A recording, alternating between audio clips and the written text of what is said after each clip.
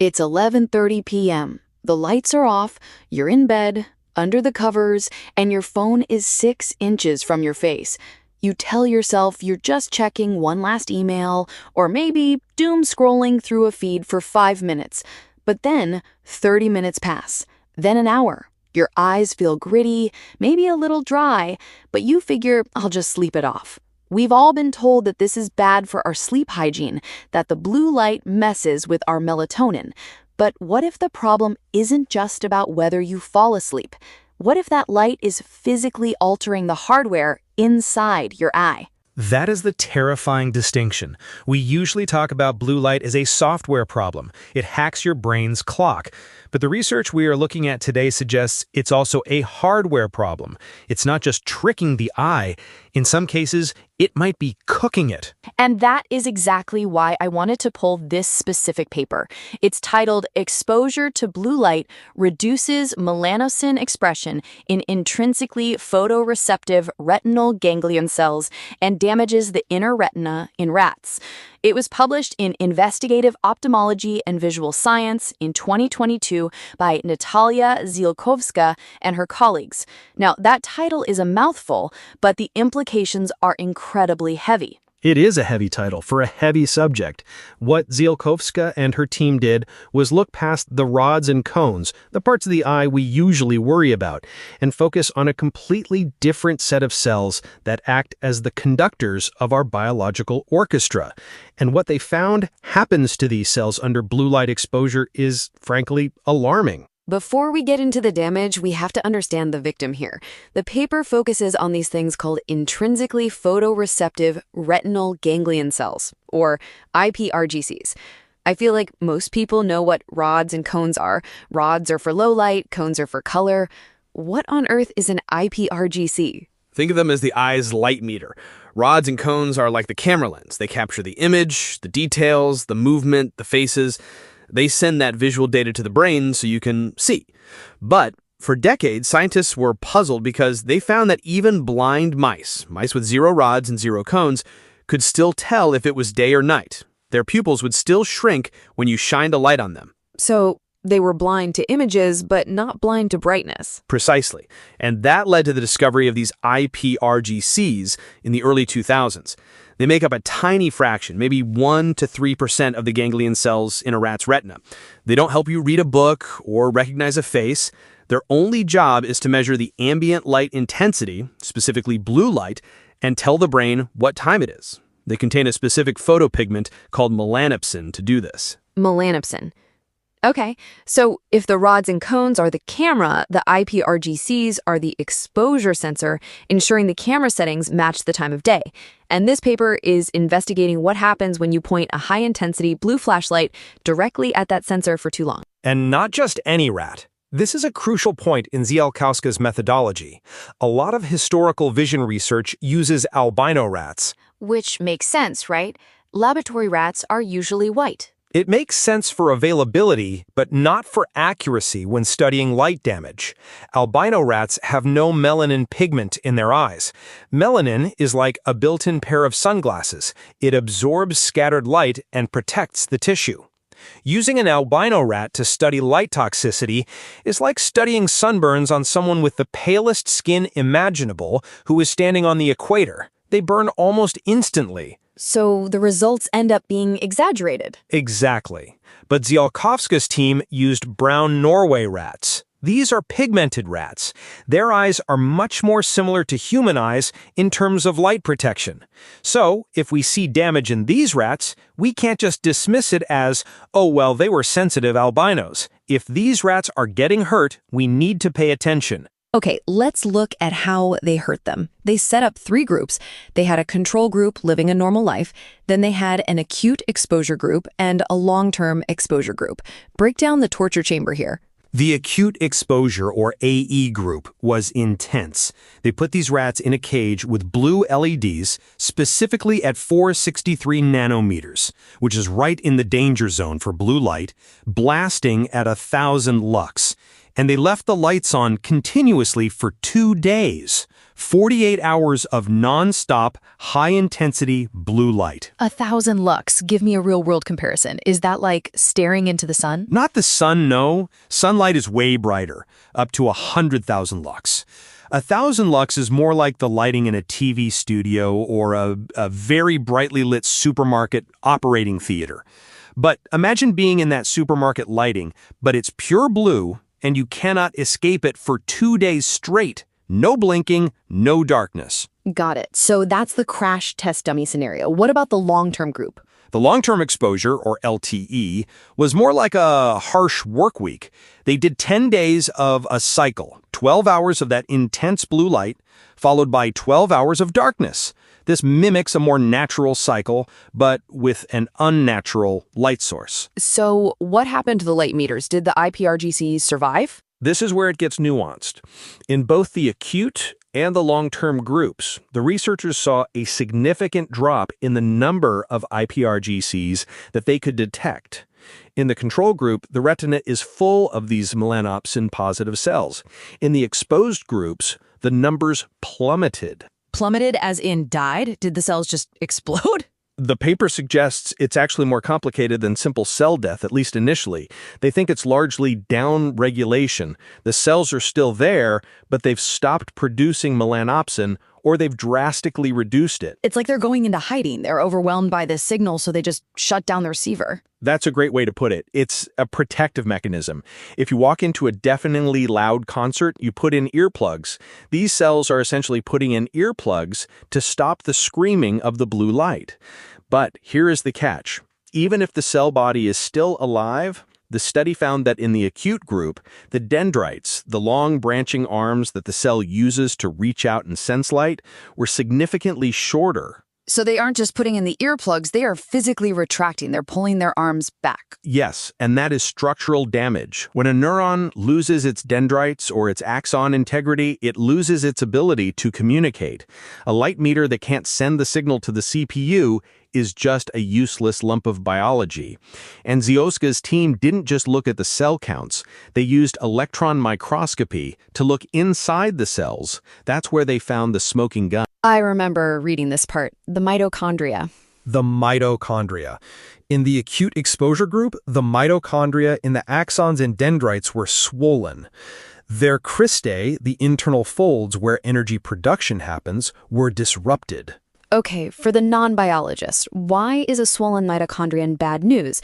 I usually think of swelling as a bruise healing. In a cell, a swollen mitochondrion is a disaster. It's like a lithium-ion battery that is puffed up in your laptop case. It means the energy regulation has failed. It usually precedes the release of toxic signals that tell the cell to commit suicide, apoptosis. The study explicitly mentions that blue light causes oxidative stress. It generates reactive oxygen species that attack the cell from the inside. The swollen mitochondria are basically the wreckage of that chemical warfare. So we have the light meter cells pulling back their arms, turning off their sensors, and their internal batteries are blowing up. But did this damage spread, or was it contained just to these specific timekeeping cells? It definitely spread. And this is vital because IPRGCs are tough. They are known to be more resilient than the rods and cones. But in the acute group, the researchers saw massive apoptosis, cell death, in the outer nuclear layer, which is where the rods and cones live. The retina looked like a war zone. They described vacuolization in the inner plexiform layer. Vacuolization just sounds bad. It sounds like holes. It is holes. It means the tissue is becoming spongy and filled with fluid where there should be dense neural connections. The study noted that the nerve fiber layer was thick and vacuolized, so you have the wiring of the eye literally disintegrating under the stress of this continuous blue light. But wait, we have to be fair here. That was the acute group. 2 days of nonstop, unblinking torture. Most of us, even the worst phone addicts, sleep eventually. What about the long-term group? They had the 12 hours of darkness to recover. Did they see the same holes in the brain? That is the silver lining, but it's a faint one. The long-term group did not show that massive retinal degeneration. The rods and cones mostly survived, the tissue didn't turn into a sponge. However, and this is a big however, the IPRGCs still downregulated their melanopsin significantly. So the camera survived, but the light meter still got confused. Exactly. The structural integrity held up better, but the functional capacity of those circadian regulators was compromised. This suggests that even if you aren't permanently blinding yourself structurally, you're functionally dampening your body's ability to synchronize with the world. You're muting the signal that tells your body to be awake or asleep. And the paper mentions that this downregulation happens pretty fast. It's not something that takes years. Right. And this brings up a really interesting point about adaptation. The study references other research showing that sometimes, after the light stress stops, the melanopsin can come back. The system can reboot. But we don't know the tipping point. At what point does downregulation become permanent dysfunction? If you have swollen mitochondria, like the acute rats did, that's not just a software reboot. That's hardware damage. There's a phrase the authors used in the introduction that caught my eye: transient smartphone blindness. It sounds like something made up by a worried parent, but they cited it as a real medical phenomenon. It is real. It's rare, but documented. It usually happens when people lie in bed on one side, with one eye buried in the pillow and the other eye staring at a bright screen in a dark room. The open eye adapts to the light, bleaching its photopigments. When they turn the phone off, that eye is effectively blind for a few minutes while it readapts to the dark, causing a terrifying temporary vision loss. Ziolkowska mentions it to illustrate that our devices are powerful enough to physically alter photoreceptor chemistry in real time. I want to circle back to the pigmented rat thing. You mentioned earlier that pigmented rats are tougher. If this study had been done on albino rats, would we have seen even worse results? Almost certainly. In albino rats, light enters the eye and bounces around wildly because there is no dark pigment to absorb it. It's like being in a hall of mirrors. In pigmented rats and humans, the pigment epithelium absorbs that excess scatter. The fact that Ziolkowska saw significant mitochondrial damage and melanopsin loss in pigmented animals is what makes this paper so sobering. It means the pigment isn't a magic shield. High-energy blue light, given enough intensity and duration, punches right through that defense. So let's apply this to us. We aren't rats living in a cage with LED strips taped to the walls. We have pupils that constrict. We blink. We look away. How worried should the average person be about their mitochondria swelling up?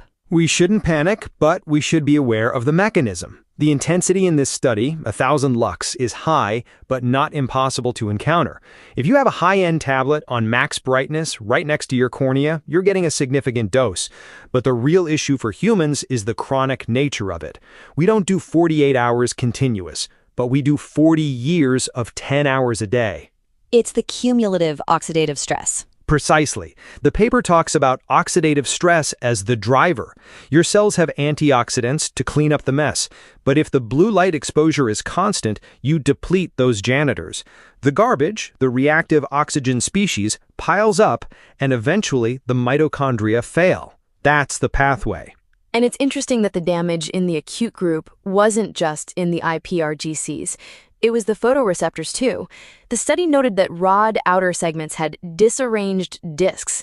That's the actual light-catching machinery getting scrambled. Yes, and vacuoles at the transition zone between the inner and outer segments. Imagine the neck of the photoreceptor getting choked off. It shows that blue light toxicity is broad spectrum. It hits the circadian setters, the image formers, and the support wiring. Did the paper offer any hope or just a warning? The hope lies in the resilience of the LTE group. The fact that the retina didn't disintegrate under the 12-hour cycle suggests our eyes have robust repair mechanisms during the dark phase. The dark is not just an absence of light, it's a period of active cellular maintenance. The problem is we're shortening that maintenance window. We are encroaching on the dark. Or skipping the maintenance shift. And when you skip maintenance for too long, the machinery breaks. Ziolkowski's work is a stark reminder that light is energy. It is radiation. We treat it like it's just information, pixels on a screen, but biologically, it is a physical force interacting with delicate proteins and membranes. It changes the way I look at night mode on my phone. I used to think it was just a gimmick to make the screen look amber. But if it reduces the peak energy hitting that 463 nanometer danger zone, it might actually be saving my mitochondria. It helps, but distance helps more. Intensity drops off squarely with distance. Holding the phone 12 inches away instead of 6 inches away drastically reduces the lux hitting your retina. And of course, darkness. Real darkness. So the takeaway from Ziolkowska et al. Is that our eyes are incredibly complex instruments with specific sensors for time that are distinct from our sensors for vision, and blue light has a unique ability to possibly degrade those sensors over time. That is the bottom line. The IPRGCs are the unsung heroes of our health, regulating everything from sleep to mood, and we are stress testing them in ways evolution never anticipated. There's a sensor in your body right now that you don't know about. It's sitting there, wide awake, even if you think you're asleep. It's not your eyes, or at least not the part of your eyes you use to read a book or recognize a face. It's a secret, third system of vision that has absolutely nothing to do with seeing the world and everything to do with timing it. Think about that for a second. You have eyes that are built to see, but hidden inside them are eyes that are built to feel time. And for 300,000 years, those sensors had a very specific job description. They waited for the blue dome of the sky to fade into the orange of a fire and then into the absolute crushing black of the night. That was the contract. Light breaks things down, darkness builds them back up. But in the last 150 years, a blink of an eye, genetically speaking, we tore up that contract. We built a world of perpetual noon. And the scary part isn't just that we're tired. It's that this hidden system, this ancient light meter in your skull, is currently screaming at your brain that the sun never sets. Today we're going to talk about why your eyes were optimized for a world that no longer exists, how artificial light is essentially a Trojan horse bypassing your biological firewalls, and the physiological bill we're racking up by forcing our retinas to live in a 24/7 state of emergency. Part 1. The Blue Sky Detector. So, to understand why your phone screen at 11 p.m. is a biological weapon, we have to look at the hardware. For a long time, science told us a pretty simple story about vision. We had rods and we had cones. Rods were the night shift, sensitive, grayscale, good for spotting a predator in the moonlight. Cones were the day shift, color, detail, high resolution. And we thought that was it. We thought the eye was just a camera. But there was always a weird hole in that theory. You could take a mouse that was completely blind, no rods, no cones, literally incapable of seeing an image, and if you shone a bright light on it, its pupils would still constrict. It still knew that it was daytime. Its body would still shift its sleep cycle. How? If the camera is broken, how does the brain know the lights are on? It wasn't until the early 2000s that we found the answer, and it's honestly one of the coolest discoveries in modern neuroscience. It turns out, scattered across your retina like a handful of dust is a third type of cell. They're called intrinsically photosensitive retinal ganglion cells, or IPRCGs. I know, catchy name. Let's just call them the timekeepers.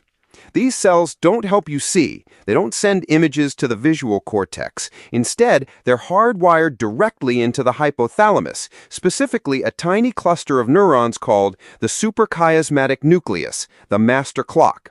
And here's the kicker. These timekeepers are terrible at seeing light in general. They don't care about a candle. They don't care about the moon. They are specifically chemically tuned to detect the exact wavelength of a blue sky. They are looking for the sun. This is evolutionary genius. If you're a hunter-gatherer, you don't want your biological clock resetting every time you look at a campfire or a torch. Fire is orange. It's long wavelength light. The timekeeper cells are almost blind to it. So for millennia, a human could sit around a fire all night, and as far as their circadian rhythm was concerned, they were in total darkness. The biological night began the moment the blue sky vanished. Part 2. The Great Override. So, we have this elegant system, a high-pass filter that ignores firelight and waits for the dawn. And then we invented the light bulb. But it's not just the light bulb, it's the kind of light bulb. See, the old incandescent bulbs, the hot, inefficient ones Edison gave us, they were actually not that bad. They put out a lot of heat, a lot of red and orange light. They were essentially electrified campfires. The problem started when we decided to get efficient. We moved to fluorescent and then to LED. And the way you make a white LED is interesting. You usually take a blue LED, a very bright, very powerful blue spike of energy, and you coat it with phosphors to make it look white to the naked eye. But your conscious vision is easily fooled. The timekeeper cells, they are not fooled. When you look at a modern screen or stand under a cool white street lamp, your conscious eyes see white light. But those IPRGCs, those ancient blue sky detectors, they see a supernova of pure azure. They see the noonday sun directly in front of your face. It doesn't matter if it's midnight. It doesn't matter if you're lying in bed. The signal hitting the master clock is clear. Wake up, it is noon. Hunt, gather, be alert. It bypasses your defenses because your biology assumes that kind of blue light cannot exist at night. In nature, the only source of light that intense and that blue is the sun. We essentially hacked the administrative password to our own central nervous system. We created a signal that suppresses melatonin, the hormone that doesn't just make you sleepy, but signals every cell in your body to switch into repair mode. And we suppressed it with a device we hold 6 inches from our face. Part 3. The metabolic cost. Now, you might think, okay, so I stay up a little late. I'm tired. Big deal. But the cost isn't just fatigue. It's cellular damage. And this is where the research gets really sobering. Retinal cells are some of the most energy-hungry cells in the entire body. They burn fuel at a rate that would make a marathon runner jealous. And because they work so hard, they produce a lot of waste, metabolic trash, oxidative stress. In a natural cycle, darkness is the cleaning crew. When the lights go out, the retina shifts gears. The machinery that catches photons powers down, and the machinery that repairs cell membranes and clears out toxins ramps up. It's a literal physical regeneration. Recent studies on fruit flies, whose eyes are surprisingly similar to ours genetically, show that if you disrupt this clock, if you deny the eye that period of darkness, the repair proteins don't get made, the trash doesn't get taken out. We're seeing evidence that 24/7 retinal stimulation creates a state of chronic oxidative stress. We are forcing the eye to run a marathon without ever letting it stop to drink water.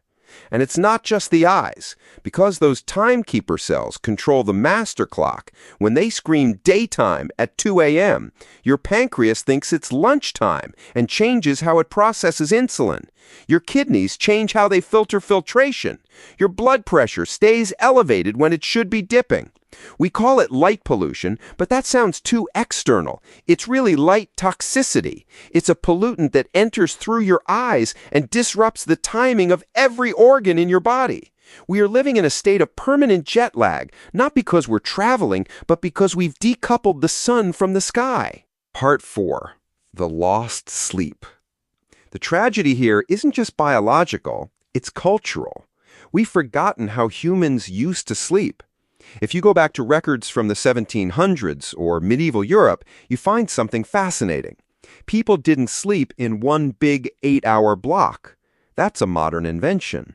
Back then, before the street lamp and the iPhone, the sun would go down and people would go to bed early, maybe 8 or 9 p.m. They would sleep for about 4 hours. This was called first sleep.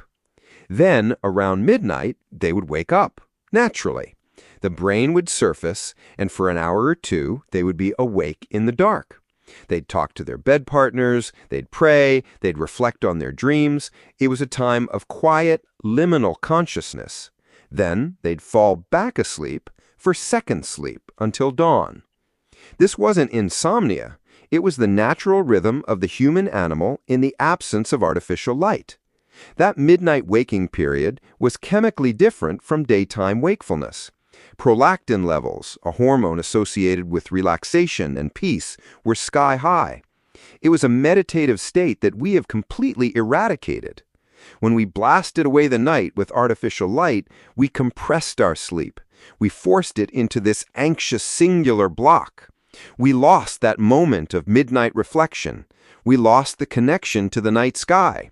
And physically, we lost the downtime our eyes and brains need to wash away the day's damage. So, what's the takeaway? I'm not saying you need to smash your smartphone and live in a cave, but we have to respect the hardware. We have to respect the timekeepers. They are ancient, they are stubborn, and they are easily confused. Dim the lights at night. Use red or orange hues that mimic the campfire, not the sun. Give your eyes the darkness they were designed to crave.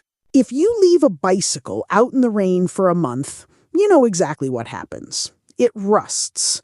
The metal reacts with oxygen and water. It corrodes, and eventually the chain snaps. It's a slow, visible degradation. Now, I want you to picture that same process, that same corrosive chemical breakdown happening inside the most sensitive, energy-hungry cells in your body. But instead of rain causing the rust, it's light. Specifically, the high-energy, short-wave light that is currently blasting out of the device you are using to listen to this. We usually think of light as information. It's how we read, how we navigate, how we see faces. But biologically, light isn't just data. It's energy. And when you bombard your retina with a specific frequency of that energy, constant blue light, you aren't just seeing a color. You are stressing the cellular machinery to its breaking point. Today, we aren't just talking about tired eyes or digital strain. We're going to look at the molecular crime scene. We're going to break down how constant blue light forces retinal cells into a state of chronic oxidative stress and, this is the scary part, how it simultaneously dismantles the repair crew that's supposed to fix the damage. To understand why blue light is different, we have to talk about physics for just a second. I promise. No equations, just the spectrum. Visible light travels in waves. On the red end, the waves are long and lazy, carrying less energy. On the blue and violet end, the wavelengths are short, tight, and punchy. We're talking about the 400 to 490 nanometer range. This is high-energy visible light, or HEV. Because these waves are so short, they don't just bounce off things, they penetrate. Now, historically, we only got this kind of intense blue light from one place, the sun. And usually we got it in a package deal with red and infrared light, which actually helped mitigate some damage. Plus, we only got it during the day. But now, we've got LEDs. Our modern lighting and screens function by pumping out a massive spike of blue light, masking it with phosphors to make it look white. So, biologically speaking, we are staring directly into a miniature, unmodulated sun, usually late at night at close range. The problem starts when this high-energy light hits the back of your eye, the retina. The retina is incredibly complex. It's actually a piece of your brain that migrated outward during development. It consumes more oxygen per gram than almost any other tissue in the body. It is an engine that runs hot, and like any high-performance engine, it produces exhaust. In biology, we call this exhaust ROS, reactive oxygen species. These are unstable molecules that love to tear electrons off other healthy molecules. This is oxidative stress. It's the biological rust I mentioned earlier. Under normal conditions, your eyes can handle this. They have antioxidants, they have repair mechanisms, but blue light changes the math. According to research published in scientific reports and studies from the University of Toledo, blue light has a unique ability to weaponize a molecule called retinal. Retinal is vital for vision. It's the chemical that catches photons. But when you hit it with continuous blue light, it triggers a chain reaction that generates massive amounts of these reactive oxygen species. It turns the very thing you need to see into a toxin. It's like filling your car with gas, but instead of burning cleanly in the engine, the gas starts leaking onto the hot exhaust pipe. That is the baseline state of a retina under constant blue LED exposure, a slow, simmering chemical burn. Part 2. The sabotage of the mitochondria. So we have this oxidative stress. That's bad, but it's not necessarily fatal to the cell, unless you take out the power plant. And that is exactly what blue light does. We need to look at the mitochondria. You remember from high school biology, the powerhouse of the cell. In the retina, specifically in the photoreceptors and the retinal pigment epithelium, or RPE, the mitochondria are working overtime. Here's where it gets really interesting. Mitochondria aren't just batteries. They are light sensitive. They contain enzymes like cytochrome C oxidase that absorb specific wavelengths of light. When they absorb deep red light, they actually work better. But blue light throws a wrench in the gears. A study published in Communications Biology highlighted how blue light exposure affects mitochondrial dynamics. It disrupts the electron transport chain. Think of this chain like a bucket brigade passing energy along. Blue light causes the brigade to drop the buckets. The electrons spill out. And what do they become? More reactive oxygen species. It's a vicious cycle. The blue light creates oxidative stress directly by hitting retinal molecules, and then it breaks the mitochondria, causing them to produce even more oxidative stress. This leads to a crisis of energy. The cell is being poisoned by free radicals, and simultaneously, its energy production is tanking. It's like a ship taking on water while the engines are failing. But the cell has one more layer of defense, right? It has a repair crew. It has a maintenance shift that comes in to sweep up the mess. And this, to me, is the most critical part of the story. This is the part that artificial light really destroys. It doesn't just damage the structure, it sends the repair crew home. Part 3. The shutdown of repair machinery. Your retina is designed to undergo a massive renovation every single night. The cells that catch light, the rods and cones, burn out their tips every day. They generate a ton of waste. There's a layer of cells behind them called the retinal pigment epithelium, the RPE. Think of the RPE as the nursemaid and the garbage collector for your vision. Its job is to eat the toxic waste produced by seeing. This process is called phagocytosis.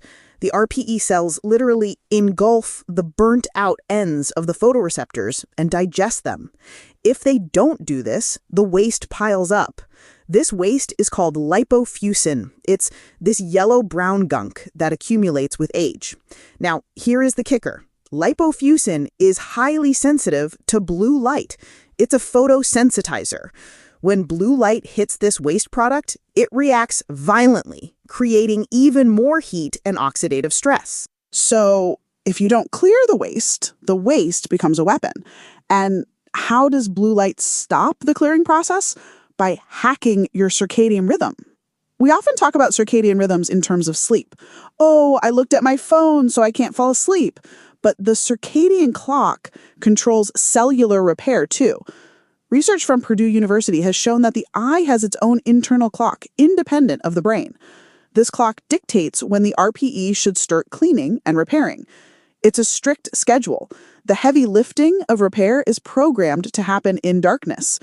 When you expose your eyes to blue light late at night, you aren't just suppressing melatonin in your brain, you are jamming the clock in your eyes.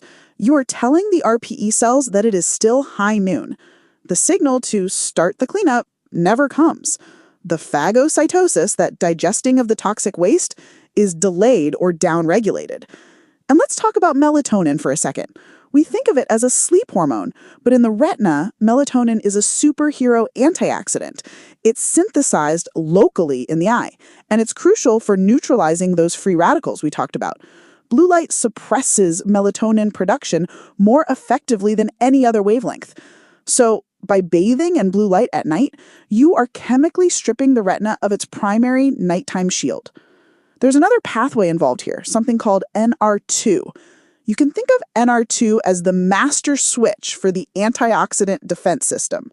When a cell is stressed, NR2 runs into the nucleus and screams, "Make more shields! Turn on the antioxidant genes!"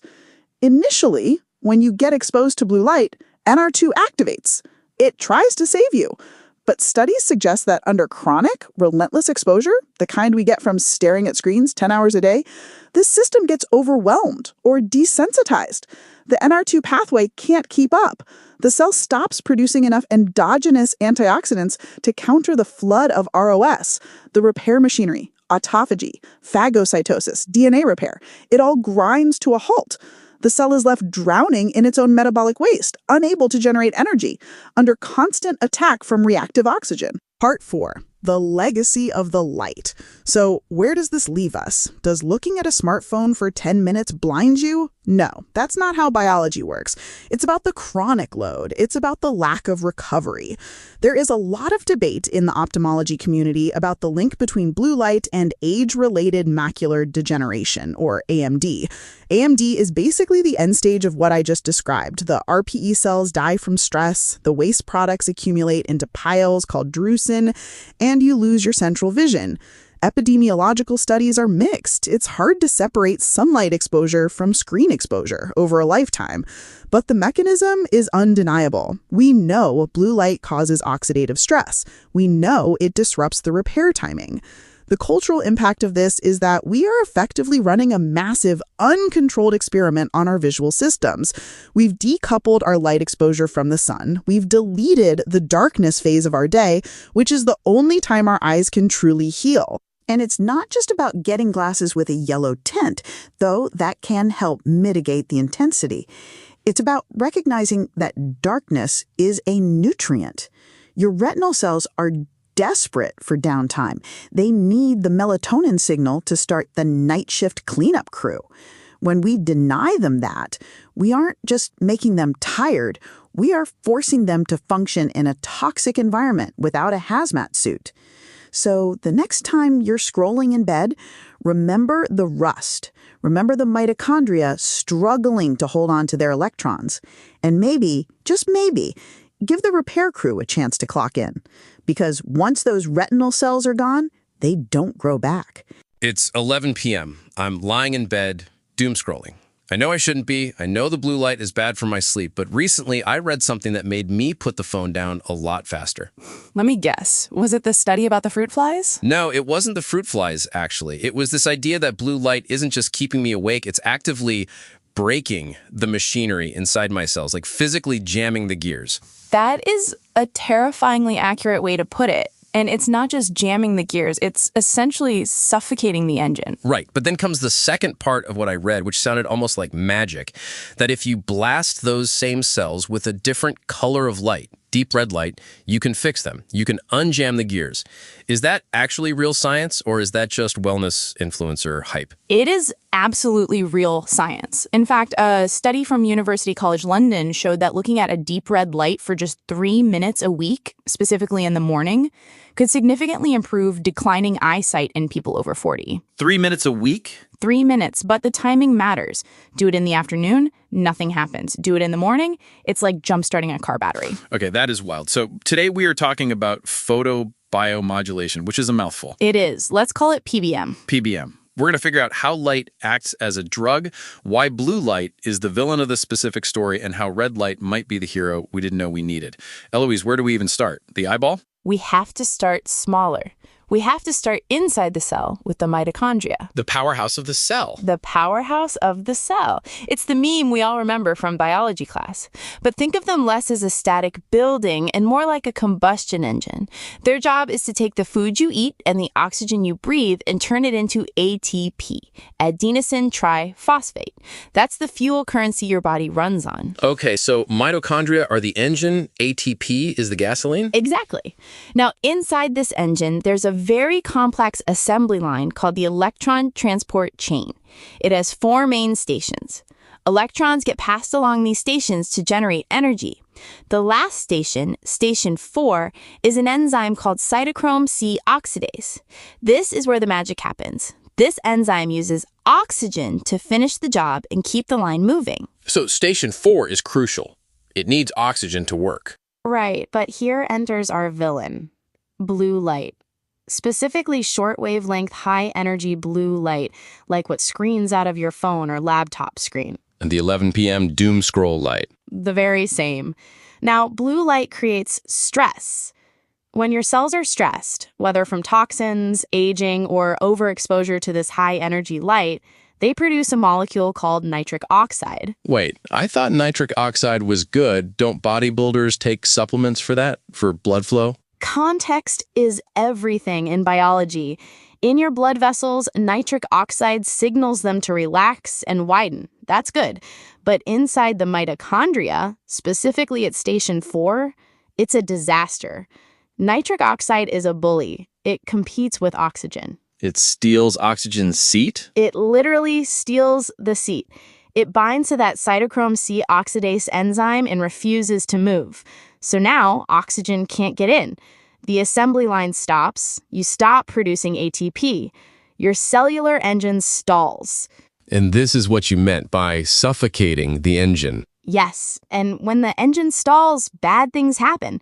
Electrons start backing up and leaking out where they shouldn't. This creates reactive oxygen species, or ROS. These are free radicals. They start tearing apart the cell from the inside. It's called oxidative stress.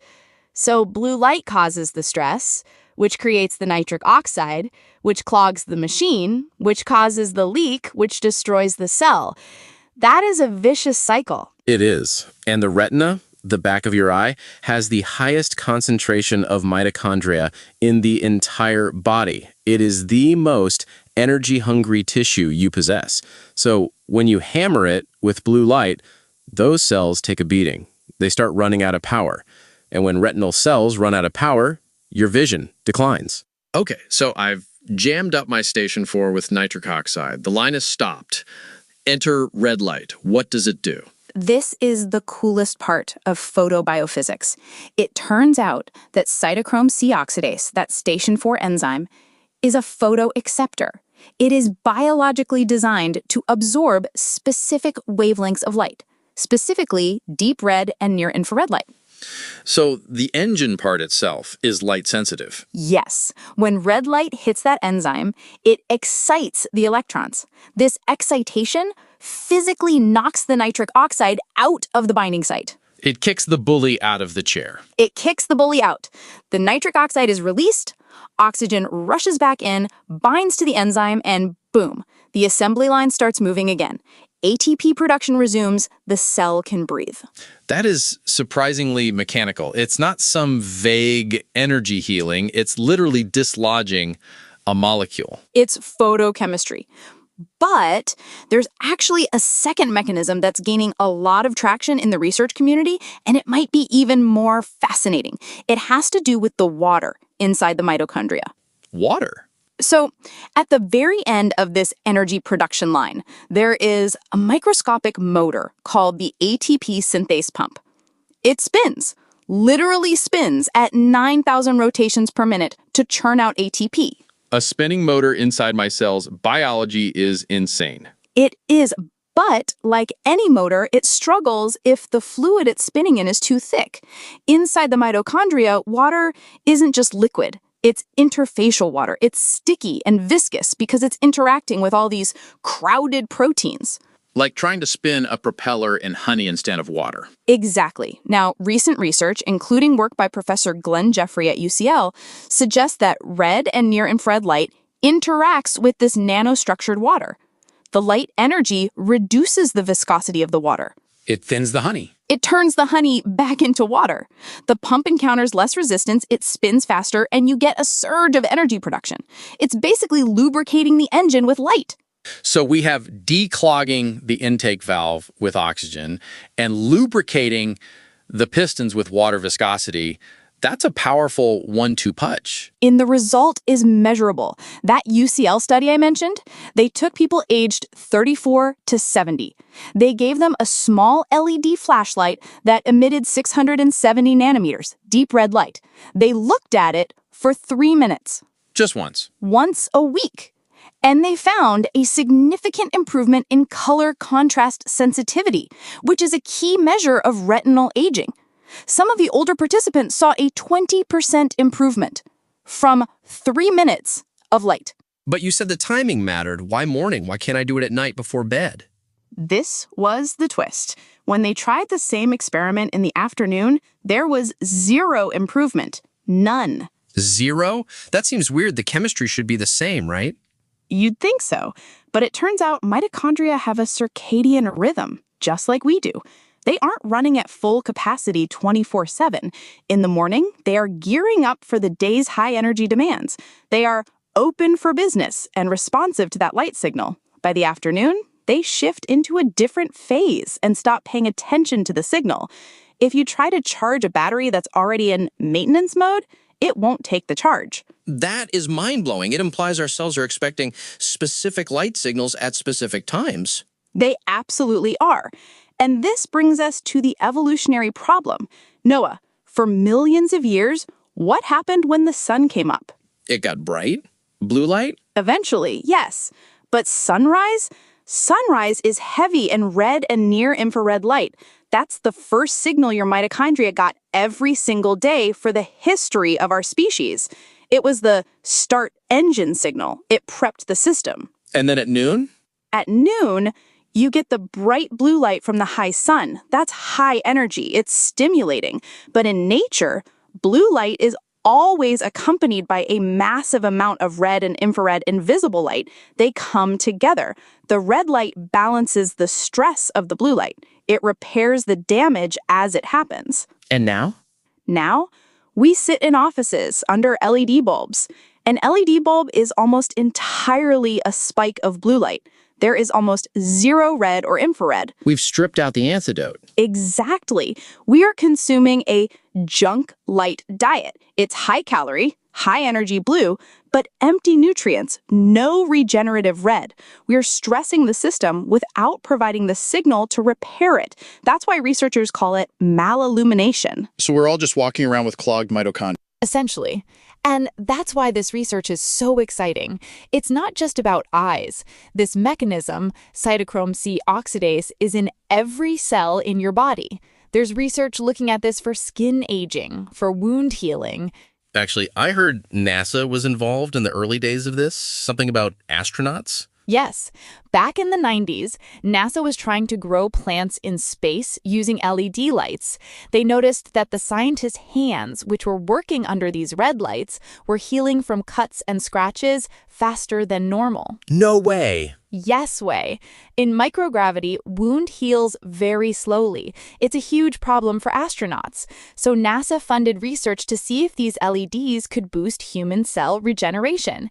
And they found that yes, red light could speed up the healing of diabetic ulcers, burns, and severe wounds. From growing space lettuce to healing diabetic ulcers, that is a trajectory. It really started even earlier, in 1967, with a Hungarian researcher named Endre Mester. He was trying to test if lasers caused cancer. He shaved some rats and blasted them with a low-power red laser. I feel like shaved rats is the start of every great medical discovery. It often is. He expected the rats to get tumors or skin damage. Instead, the hair grew back faster on the treated rats than the untreated ones, and the skin healed better. He accidentally discovered photobiomodulation. So if this works for eyes and skin, what about the brain? You mentioned the retina is part of the brain, basically. It is. The retina is the only part of the central nervous system you can see from the outside. And this is the new frontier. There is ongoing research into using near-infrared light, which can penetrate through bone and skull to treat neurodegenerative conditions like Parkinson's and Alzheimer's. Wait, you can shine a light through your skull? You can. Red light penetrates a few millimeters, but near-infrared, around 800 to 1,000 nanometers, goes much deeper. It can reach the cortex. The theory is that if you can unclog the mitochondria in neurons, unstick that station 4 enzyme, you might be able to slow down the cell death that causes dementia. That is incredibly hopeful, but I want to be careful here. We aren't saying shine a flashlight on your head and cure Alzheimer's, right? Absolutely not. This is still in clinical trials, but the mechanism is sound. We know mitochondrial dysfunction is a huge part of those diseases. If we can support the mitochondria, we support the brain. Okay, so bringing this back to reality, for the listener who is sitting in an office right now, bathed in fluorescent light, staring at a screen, we can't all go live in a cave. What do we do? You don't need to live in a cave, but you do need to feed your light diet. The simplest takeaway from Glenn Jeffries' research and others is this: get outside in the morning. Just go outside? Just go outside. The sun, especially early in the day, provides a massive dose of red and near-infrared light. Even on a cloudy day, the infrared gets through. It primes your mitochondria. It sets that circadian rhythm. So that morning coffee on the porch isn't just relaxation, it's a mitochondrial tune-up. It's a therapy session for yourselves. And if you are stuck inside, you can look into red light panels or specific devices, like the ones used in the UCL study. But nature gave us the source for free. We just stopped using it. It's funny, we obsess over organic food and filtered water, but we consume junk light all day long without thinking about it. Light is nutrition. That's the shift in mindset. We are photosynthetic beings in a way. We don't make food from light like plants, but we do make energy from it. Eloise, this completely changed how I look at a light bulb. Thank you for walking us through the engine room. My pleasure. Go get some sun. So there you have it. The blue light is clogging the gears, and the red light is the grease that gets them moving again. Imagine for a second you have a kidney stone. It's a jagged, calcified rock sitting inside a delicate organ. 30 years ago, getting that out often meant a scalpel, a week in the hospital, and a 6-inch scar. Today, you lie in a tub of water or on a gel pad. A machine pulses against your back for 45 minutes, and you go home. The stone is gone, turned to dust. We accept this as normal medical procedure. We call it lithotripsy. But if I told you that the same force used to pulverize that rock, sound, could also knit a broken bone back together, or scrub the plaque out of an Alzheimer's brain, or potentially deliver chemotherapy without a needle, you'd probably look at me like I was trying to sell you magic crystals. We are perfectly comfortable with light as medicine. Lasers for eyes, UV for skin, but sound still feels a bit woo-woo, a bit Enya in a spa. Today, we are looking at the hard science of acoustic medicine, from the accidental discovery by aircraft engineers to the frontier of brain surgery without a knife. I'm Noah, and this is the deep dive into the healing frequency. Joining me is Dr. Eloise Vance, a biomedical engineer who specializes in therapeutic ultrasound and bioacoustics. Eloise, welcome. Thanks, Noah. It's great to be here to make some noise. So I want to start with that kidney stone example because it's the one piece of sound healing that is undeniably mainstream medicine. How do we get from listening to music to smashing rocks inside the body? It's actually a fantastic story of accidental discovery.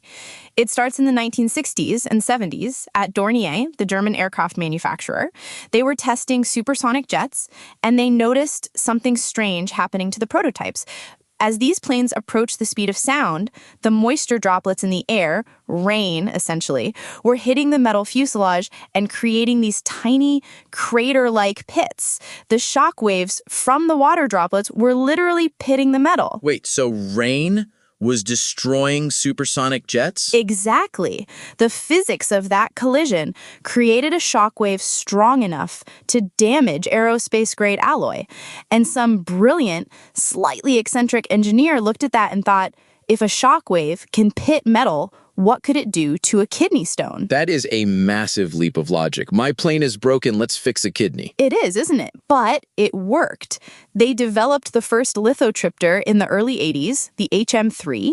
It was nicknamed the bathtub because the patient literally sat in a water bath to conduct the sound waves. They sparked an electrode underwater, focused the shockwave, and boom. The stone crumbled, but the soft tissue around it remained unharmed.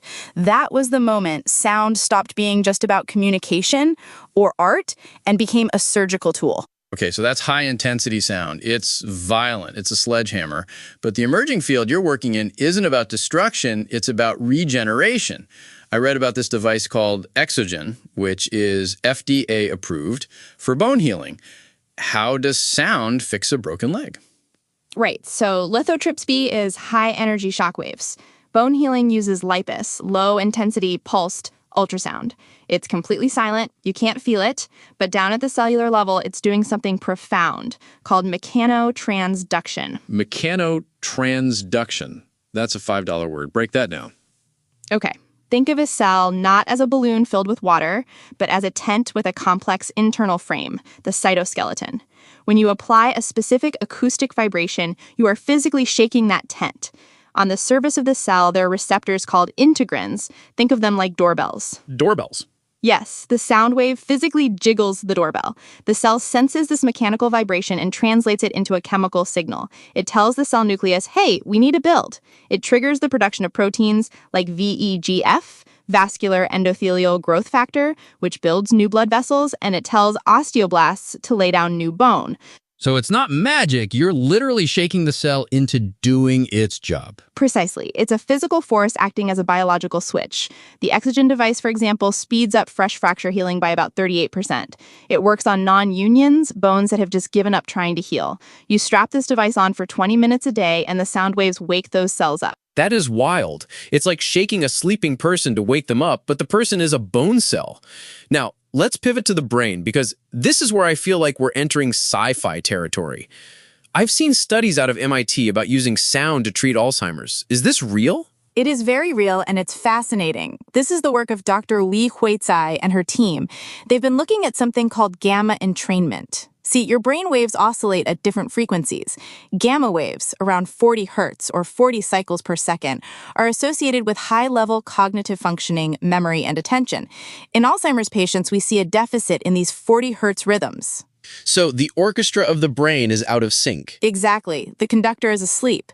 So the MIT team asked, what if we force the brain back into that rhythm? They used light flickering at 40 hertz and sound, a low rhythmic buzzing tone, at 40 hertz. What they found in mice models was incredible. It didn't just improve memory, it physically reduced the amyloid plaque load in the brain. Wait, the sound removed the physical plaque? How? This goes back to the immune system. The brain has its own janitors called microglia. In Alzheimer's, the microglia kind of go on strike. They stop cleaning up the amyloid junk. The 40 hertz stimulation seems to kick these microglia into high gear. They change shape, they become active, and they start eating the plaque again. It's like the sound is the foreman blowing the whistle, telling the cleanup crew to get back to work. That is unbelievable. So we're not just stimulating neurons, we're activating the immune system through sound. Correct. And clinical trials are ongoing in humans right now. It's non-invasive, no drugs, no surgery, just light and sound. I have to play devil's advocate here, Eloise, because if I go on YouTube right now and search healing frequencies, I get millions of videos promising that 528 hertz will repair my DNA, or 432 hertz will align my chakras. Where do we draw the line between this rigorous MIT science and, well, the placebo effect? That is the most important question in this field. The internet loves a magic number. The idea that 528 hertz specifically repairs DNA is, frankly, pseudoscience. There's no biophysical mechanism that explains why that specific pitch would edit a gene. The difference between what I do and the wellness side of things is mechanism and dose. Mechanism and dose. Yes.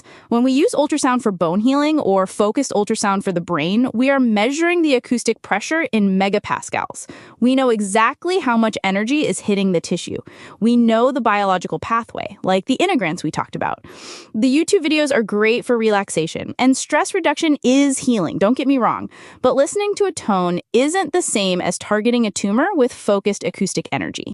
Speaking of targeting tumors, or rather targeting the brain, there's another application involving bubbles that blew my mind. Can you explain how you're using sound to smuggle drugs into the brain? The blood-brain barrier disruption. This is my favorite. So the blood-brain barrier, or BBB, is a protective wall of cells that lines the blood vessels in your brain. It keeps toxins out, which is good, but it also keeps medicine out. 98% of potential drugs for Alzheimer's or brain cancer can't cross that wall. It's too effective a security guard. Exactly. So here's the trick. We inject microscopic bubbles, microbubbles, smaller than red blood cells, into the bloodstream. They're inert, harmless gas bubbles. Then we aim a focused ultrasound beam at a specific spot in the brain. When the sound waves hit those bubbles inside the capillaries, the bubbles start to oscillate. They expand and contract. Like little breathing lungs. Or little crowbars. As they expand, they physically push against the vessel walls and gently pry apart the tight junctions between the cells. For a few hours, the door is open. We can slip in chemotherapy, immunotherapy, or antibodies that would normally be blocked. Then the bubbles dissolve, the sound stops, and the barrier snaps shut. That is incredibly precise. You're using sound as a key to a specific lock. And we can target it to the millimeter. If a patient has a tumor in the temporal lobe, we open the barrier only there. The rest of the brain stays protected. This is already in clinical trials for glioblastoma and Alzheimer's. Seems like we're moving toward a future where surgery doesn't involve cutting. I mean, we started with Pythagoras, right? He was using music to treat humors in ancient Greece. And now we're vibrating microbubbles. We are, and while we distinguish between the woo-woo and the science, we shouldn't dismiss the history. The Egyptians used sistrums, these rattles, in healing ceremonies. We recently found that some of those rattles actually generate ultrasound frequencies when shaken hard enough. Aboriginal cultures used the yidaki, or didgeridoo, for 40,000 years to heal muscle pain. The low-frequency vibration of a didgeridoo is basically primitive vibroacoustic therapy. Wait, hold on. You're saying the didgeridoo is basically the exogen bone healer? In a very crude sense, yes. It produces low-frequency vibrations around 60 to 100 hertz, which penetrates deep into tissue. We now know that specific frequency range helps with circulation and pain relief. So the ancients had the intuition and the observation. They just didn't have the molecular biology to explain why it worked. Now we do. That's a humbling thought. We're just catching up to the Aboriginal healers with our million-dollar machines. So, Eloise, where does this go in 10 years? If sound is this powerful, why aren't we all using sonic pills? I think the future is incisionless surgery. We are looking at a world where we can ablate a tumor deep in the liver, treat essential tremors in Parkinson's, which we can already do, by the way, using high-intensity focused ultrasound, or HIFU, to burn out the specific neurons causing the tremor, and deliver drugs to the brain, all as outpatient procedures. No infection risk, no recovery time. It sounds like Star Trek, the tricorder. It really is. We are moving from the era of chemical pharmacology, pills, to electroceuticals and acoustic medicine. It's about understanding that the body isn't just a bag of chemicals. It's a physical structure that responds to resonance, pressure, and frequency. And I guess the takeaway here is that frequency isn't just a buzzword for a meditation retreat. It's a fundamental instruction language for our cells. Absolutely. Our cells are listening. We just finally learned how to speak their language. Eloise, this has been mind-bending. Thank you for walking us through the noise. My pleasure. Thanks for listening. That was Dr. Eloise Vance. It's wild to think that the same force that can shatter a kidney stone can also gently coax a brain cell to clean up after itself. It makes you wonder what else we're missing just because we can't see it. The instrument being played is traditionally known as the yidaki. The player is using a technique called circular breathing, inhaling through the nose while simultaneously pushing air out through the mouth using the cheek muscles. This creates an uninterrupted, continuous sound wave. It is a drone that never breaks. Now, imagine a warrior has been brought into the circle. He has a compounded fracture in his leg, or perhaps a deep muscle tear from a hunt. The healer doesn't just play the yidaki for the warrior to hear. He places the end of the heavy eucalyptus tube directly against the injured limb. He targets the sound. For thousands of years, Aboriginal healers claimed this practice could mend broken bones and knit torn muscle. For a long time, Western medicine dismissed this as folklore, the placebo effect, the power of suggestion. But then scientists started measuring the frequencies. When you analyze the acoustic output of a traditional yidaki, you find that it produces a fundamental frequency ranging roughly between 50 and 100 hertz. But it's not just a single note. It's a complex, rich texture of harmonics. Why does that number, 50 to 100 hertz, matter? Because in the last few decades, bioacoustic researchers have discovered something incredible about human physiology. Bones are piezoelectric. That sounds complex, but it simply means that when you apply mechanical stress or vibration to bone, it generates a tiny electrical charge. This charge signals the body to build more bone density. It's why astronauts lose bone mass in zero gravity. They lack the vibration of walking on Earth. Modern medicine now uses machines called bone growth stimulators to treat non-union fractures, bones that refuse to knit back together. And do you know what frequency those high-tech hospital machines use? They pulse at frequencies often between 50 and 75 hertz.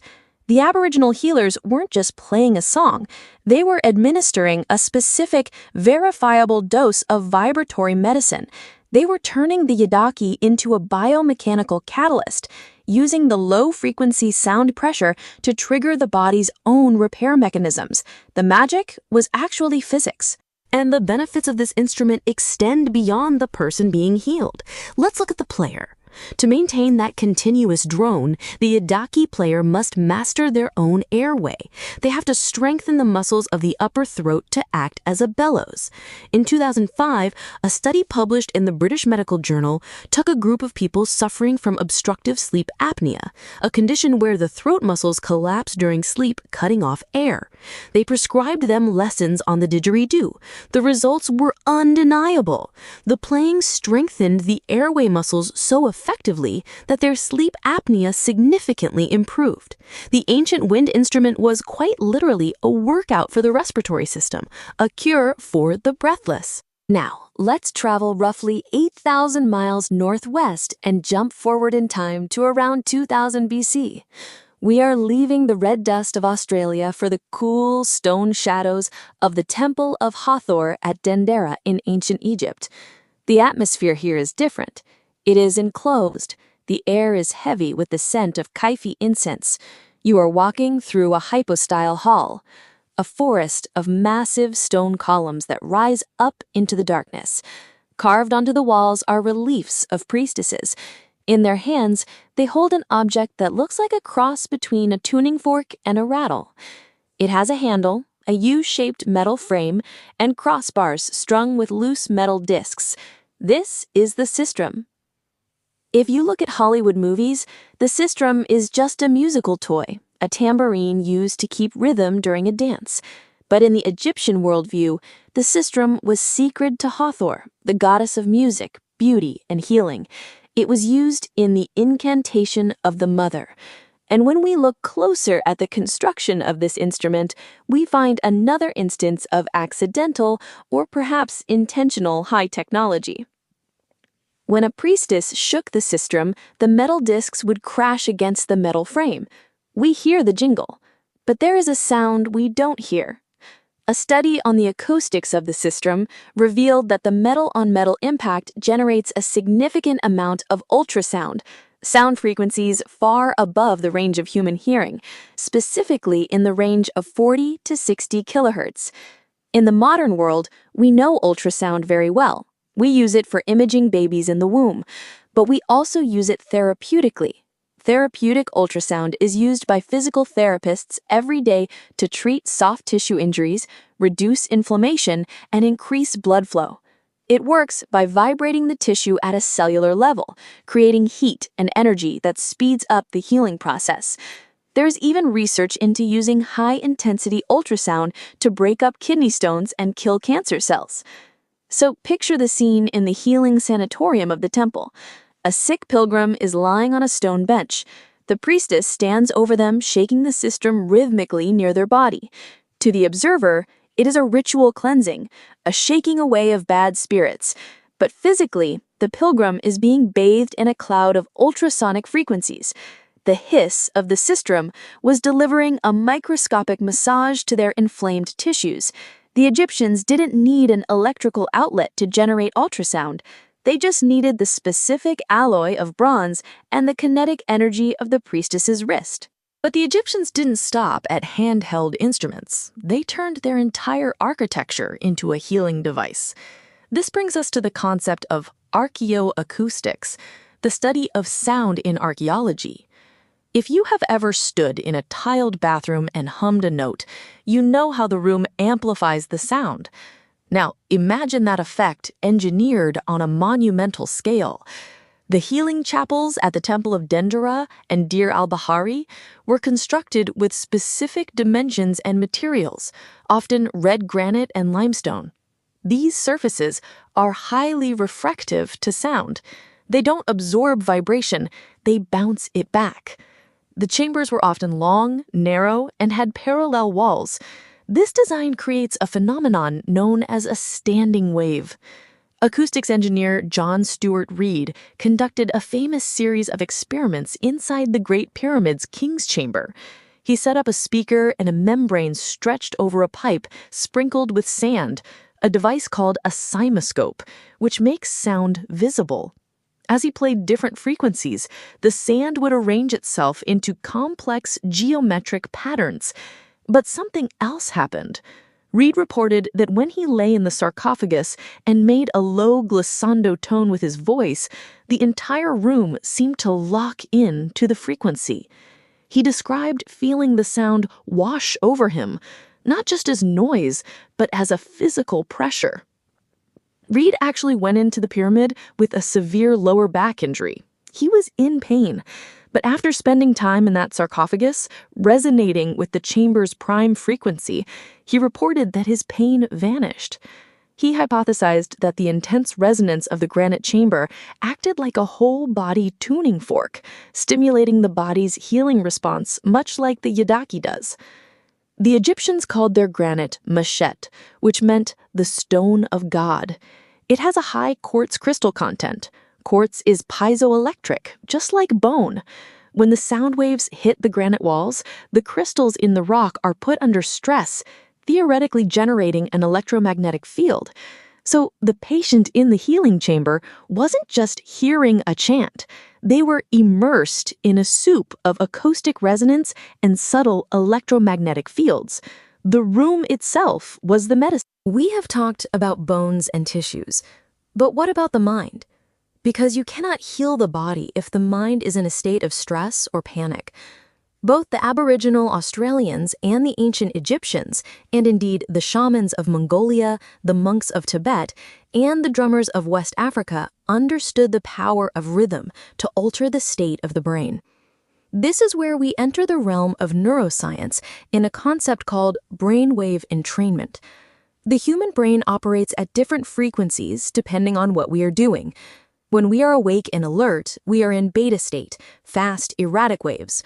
When we are stressed, those waves get even faster. But deep healing, immune system regeneration, and creative insight happen in the slower states, alpha and theta.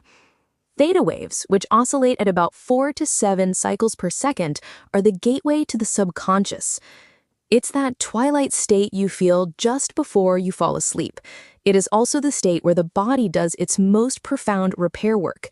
Ancient drumming rituals almost universally utilize a tempo of around 4 to 7 beats per second. This isn't a coincidence, it's biology. When the ear hears that rhythmic pulse, whether it's a drum beat or the oscillating drone of the didgeridoo, the brain wants to synchronize with it. It's a phenomenon called the frequency-following response. In a study conducted at the Max Planck Institute, researchers placed experienced shamanic practitioners into an fMRI machine. They played them rhythmic drumming tracks. The scans showed something remarkable. As the trancing began, the activity in the auditory pathway of the brain, the part that processes sound, actually decreased. The brain stopped analyzing the sound as noise and started using it as a carrier wave. Simultaneously, the connectivity in the posterior cingulate cortex, a hub associated with internal thought and self-awareness, increased massive amounts of connectivity. The drummer wasn't just making music, he was using an external rhythm to force the brain to switch gears, dropping the listener out of the stress-filled beta state and into the healing, trance-like theta state. They were hacking the nervous system using nothing but tempo. This leads us to a profound realization about the ancient world.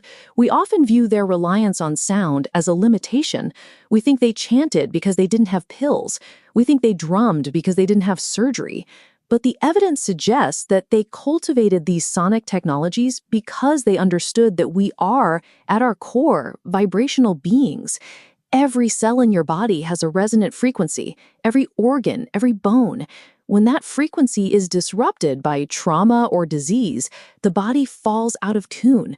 Modern bioacoustics is essentially the science of finding the right note to bring the body back into harmony. But the ancients didn't need oscilloscopes or fMRI machines to find that note. They found it through thousands of years of deep listening. They found it by feeling the vibration of a hollow log against a broken leg. They found it by noticing how the hiss of a sistrum calmed a feverish child. So the next time you hear the deep, earthy drone of a didgeridoo or the rhythmic rattle of a shaker, don't just listen with your ears. Listen with your bones. Feel the history of 1,000 healers standing behind that sound, reminding us that sometimes the most advanced medicine is the one you can hear.